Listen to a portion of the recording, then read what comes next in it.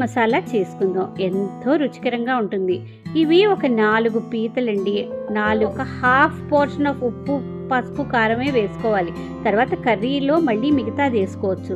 2 ఉల్లిపాయలు, 2 టమాటాలు, ఒక 3 స్పూన్లు ధనియాలు, ఒక 4-5 యాలకులు, ఒక 4-5 లవంగాలు, 2-3 దాల్చిన చెక్క ముక్కలు, తర్వాత కొంత అల్లం ముక్క, ఒక 5-6 రెబ్బలు వెల్లుల్లిపాయలు, కొబ్బరి ముక్కలు ఒక 5-6. మరీ ఎక్కువ వేసుకోకూడదండి. ఒక పచ్చివి లేకపోతే ఎండివైనా సరే వేసుకుని పేస్ట్లా చేసుకుని ప్యాన్ పెట్టుకుందాం. కొంచెం విశాలంగా ఉంటే కర్రీ ఉడకడానికి చాలా బాగుంటుంది. ఒక 5-6 స్పూన్లు ఆయిల్ వేసుకుని అది కాగిందనగానే ఈ మనం మ్యారినేట్ చేసి పక్కన పెట్టుకుని క్రాబ్స్ దాంట్లో వేసుకోవాలండి. వేసుకుని బాగా వేపుకోవాలి. మనం ఇందాక రుబ్బి పెట్టుకున్నాం కదా పేస్ట్, అది వేసేసుకుందామండి.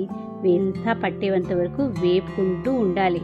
ఇలాంటి పసుపు, ఉప్పు, అవసరమైతే కొంత ఆయిల్ కూడా ఇలాంటప్పుడు వేసుకోవాలండి. అది ముక్కలు మరీ మునిగిపోకుండా పార్షియల్గా మునిగేటట్టు వాటిని వేసుకొని సిమ్ ఫ్లేమ్లో ఇప్పుడు ఒక 15 to 20 మినిట్స్ మనం బాయిల్ చేసి మధ్యలో మనకి అవసరమైనప్పుడు మూత తీసి అడుగంటుతుందా లేదా అని చెక్ చేసుకుని కొత్తిమీర యాడ్ చేసుకోవాలండి. రెడీ అండి. మంచి వాసనతో అదిరిపోతుంటుంది.